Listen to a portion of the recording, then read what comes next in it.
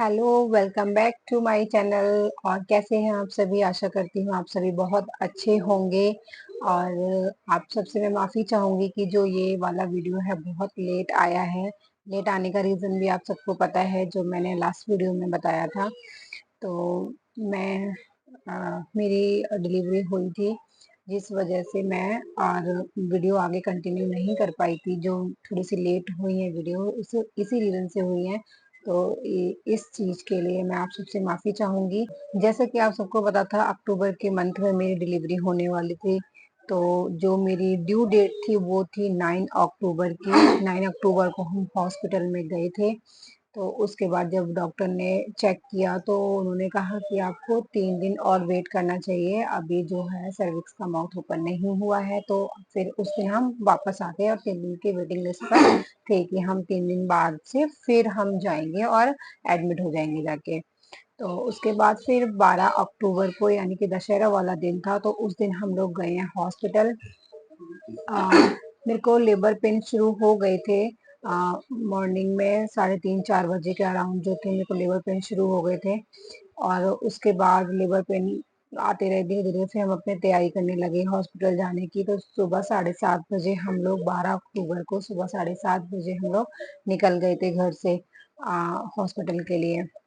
वहाँ गए, इमरजेंसी में गए थे हम लोग, क्योंकि दशहरा की वजह से वहाँ पे स्टाफ की जो छुट्टी थी और ओपीडी भी बंद थी। तो हम लोग इमरजेंसी में ही एडमिट हुए जाके। डॉक्टर ने चेक करा और जब उन्होंने चेक सारी चीजें कर ली तो वो बोला ठीक है, आप एडमिट हो जाओ जाके। तो फिर हमें एडमिट मेरे को एडमिट कर लिया था। मैं आपको अपनी स्टोरी इतने इजीली बता रही हूँ, उस टाइम पे वो वाला टाइम जो था बहुत ज्यादा टफ था। एडमिट हो गई मैं। फिर डॉक्टर ने मेरे को 9-10 बजे के अराउंड दवाई लगाना, जो वजाइनल एरिया में आपके दवाई लगाई जाती है लेबर पेन और बढ़ाने के लिए, ताकि डिलीवरी जो है वो और नॉर्मल कंडीशन में हो सके, इसलिए। तो उन्होंने दवाई लगाई और 3 बार दवाई लगाई जाती है वजाइनल एरिया में। तो 3 बार दवाई भी लगा दी। और मेरे को लेबर पेन आ भी रहे थे, सब कुछ ठीक चल रहा था, लग रहा था कि नॉर्मल डिलीवरी हो जाएगी। बट एट द एंड हुआ यूं, मतलब मेरे को सुबह 9 बजे से दवाई लगनी शुरू हो गई थी, रात के 9 बज चुके थे। ठीक है, 10 बज गए, 11 बज गए, 12 बज गए और अभी तक कुछ ऐसा नहीं था। तब तक मैं लेबर पेन ले रही थी और उस बीच में ना मेरे से ना कुछ खाया जा रहा था ना पिया जा रहा था। बाकी लोग और भी थे वहां पे, जो भाई सबका अपना अपना सिस्टम होता है, खा पी भी रहे हैं, उनके पेन भी हो रहा है, लेकिन फिर भी अपना ठीक है, आराम से थे। बट मेरी कंडीशन तो बहुत ज्यादा खराब हो रही थी, लेबर पेन हो रहे थे। बट कुछ आगे जो सर्विक्स का माउथ जितना ओपन होना चाहिए था 10 सेंटीमीटर डॉक्टर के अकॉर्डिंग, वो मेरा नहीं हो रहा था। 6 और 7 पर ही अटका हुआ था। और कुछ मेरे साथ ऐसा भी हुआ कि उस दिन स्टाफ कम था हॉस्पिटल में। यस, मैं ये भी बोलना चाहूंगी, स्टाफ छुट्टी पर था बहुत ज्यादा। और जो कुछ डॉक्टर्स थे, मतलब वो ही देख रहे थे। और कुछ मतलब गवर्नमेंट हॉस्पिटल का आपको पता है, मेरी डिलीवरी जो हुई है वो गवर्नमेंट हॉस्पिटल में हुई है। तो कुछ डॉक्टर आ रहे हैं, दवाई लगा के अपना चेक करके चले जा रहे हैं। पता नहीं क्या था, मे बी अगर वो थोड़ा सा और अच्छे से देखते तो मेरी नॉर्मल डिलीवरी हो सकती थी। बट ऐसा नहीं हुआ। और वो लोग एंड में आए, और जब डॉक्टर ने एंड में चेक करा, जब वो ऐसा अपना हैंड वजन एरिया में डाल के चेक करते हैं, तो देखा पूरा मेरा वाटर ब्रेक हो चुका था और ग्रीन ग्रीन पानी एकदम से बाहर सारा। तब डॉक्टर ने बोला कि तुम क्या यहाँ मरने के लिए आई हुई हो? इतना इतनी कंडीशन ऐसी हो गई है। तो भाई डॉक्टर जो है, वो डॉक्टर का काम होता है ना चेक करना, पेशेंट का काम नहीं है। वो आपको अपनी कंडीशन, वो तो खुद ही दर्द में बेचारा। आपका आपका फर्ज है कि आप उनको बार बार अपने चेकअप करते रहें आके कि हाँ सब कुछ ठीक चल रहा है या नहीं चल रहा।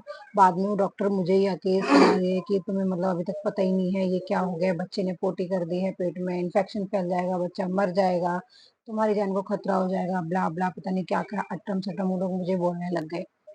और मेरा तो भाई उस टाइम पे हो गया, रोना निकलना शुरू हो गया।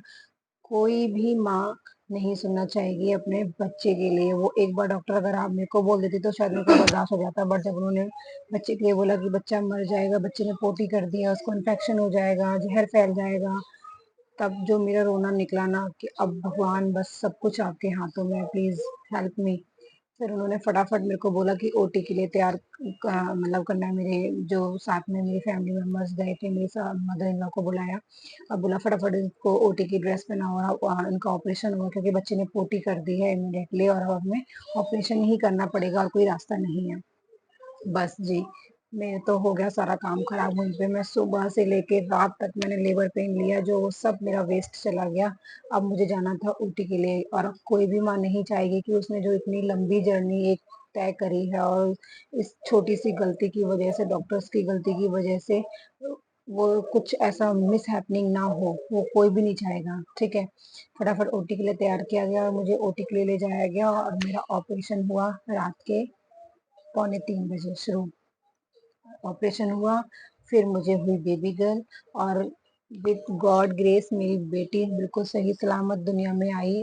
आप सबकी दुआओं का असर था जो मेरी बच्ची सही सलामत थी, क्योंकि उसने पोटी कर दी थी तो थोड़ा सा खतरा बढ़ जाता है, ये आप सबको पता होगा।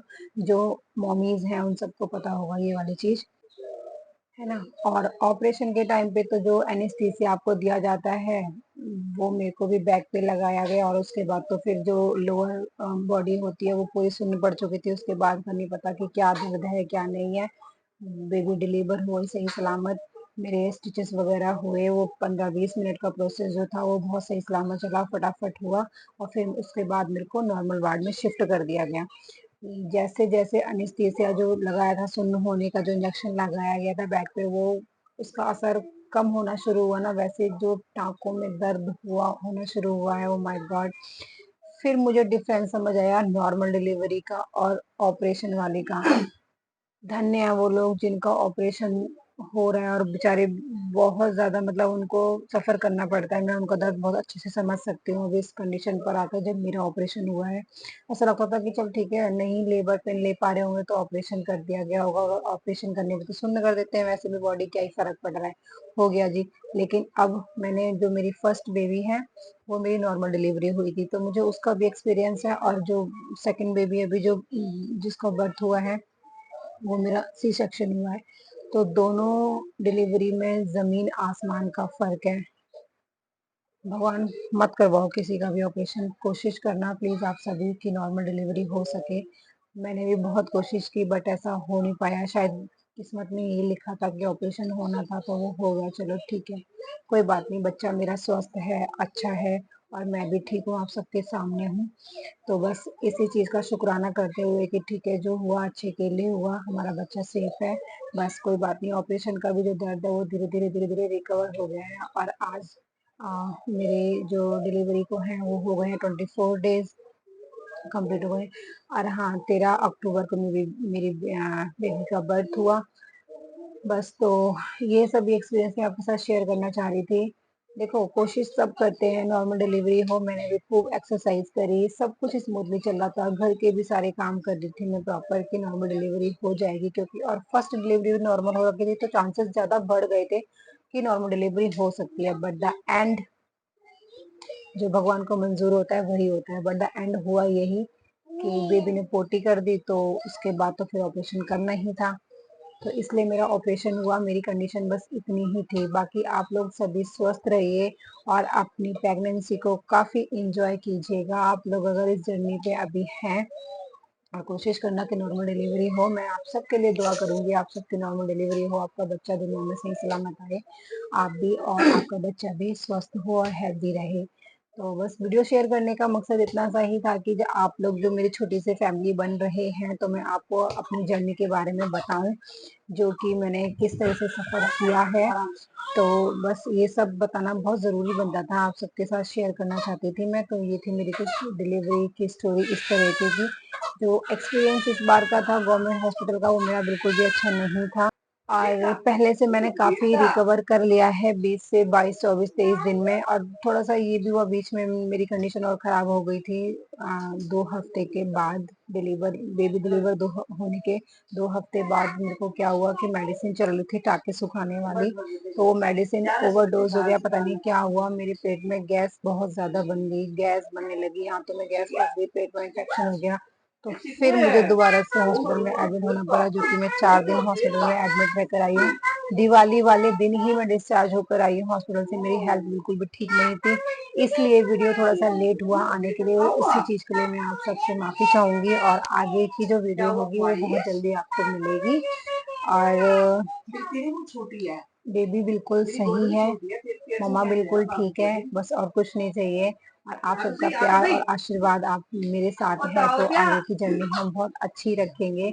और मैं आप सभी के लिए प्रे करूंगी कि आप अगर इस जर्नी में हैं, आप प्रेग्नेंट हैं, और जो नहीं है होना चाहती है, तो भगवान सबको ये जो एक मातृत्व सुख है ना, जो एक माँ बनने का सुख है, वो सबको देना, सबको बेबी सही सलामत इस दुनिया में आए। और मुझे कमेंट करके बताना कि आपको मेरी स्टोरी कैसी लगी, और अगर आपके कोई क्यूरीज हो, क्वेश्चंस हो, तो वो भी मुझसे आप पूछ सकते हैं।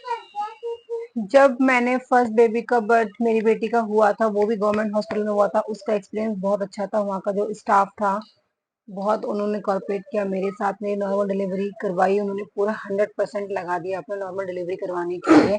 बट इस बार का जो एक्सपीरियंस रहा मेरा गवर्नमेंट हॉस्पिटल का, बिल्कुल भी अच्छा नहीं था। या मे बी उस दिन ऑफ था, दशहरा था, इसलिए स्टाफ कम था, ये रीजन हो सकता है, आई डोंट नो। बट इस बार का मुझे वहाँ का एक्सपीरियंस बिल्कुल भी अच्छा नहीं लगा गवर्नमेंट हॉस्पिटल का। मेरे साथ नहीं अच्छा हुआ, बिहेव अच्छा नहीं किया गया। तो बस जो एक रीजन था मेरा ऑपरेशन होने का, ये भी हो सकता था। अगर वो लोग मुझे सही टाइम पर आके चेक करते रहते, तो मे बी डिलीवरी नॉर्मल हो सकती थी। बट खैर ठीक है, जो होना था वो हो गया, किसी से कोई शिकायत नहीं है। हम माँ और बेटी दोनों सही सलामत है। तो बस यही मुझे आपके साथ अपनी जर्नी शेयर करनी थी। और मेरी बेटी है, मेरी बेटी को हेलो बोलो, आप भी सब हेलो बोलो। बस ठीक है, चलो अब आप जाओ, बाय बाय। वीडियो कैसी लगी आपको कमेंट करके जरूर बताना। और अगली वीडियो आप किस टॉपिक पे जान चाहते हैं कि मैं बनाऊं, तो वो टॉपिक भी मुझे मैं कमेंट में बताना, ताकि मैं वो टॉपिक आप लोगों के लिए ला सकूं, और अपनी जर्नी आपके साथ आगे शेयर कर सकूं। बेबी के साथ वाली मैं वीडियोस भी आपके लिए लेकर आऊंगी। जो मेरा एक्सपीरियंस रहेगा मैं वही आपके साथ शेयर करूंगी। जैसे कि मैं पहले भी कह चुकी हूँ कि मैं अपने एक्सपीरियंस पर ही वीडियोस बनाती हूँ, और अपनी एक्सपीरियंस आप लोगों के साथ शेयर करती हूँ। इधर उधर की नो बात, सीधा अपना एक्सपीरियंस मैं आपके साथ शेयर करूंगी। तो वीडियो को करते हैं यहीं पर एंड, मिलते हैं नेक्स्ट वीडियो में। Thanks for watching.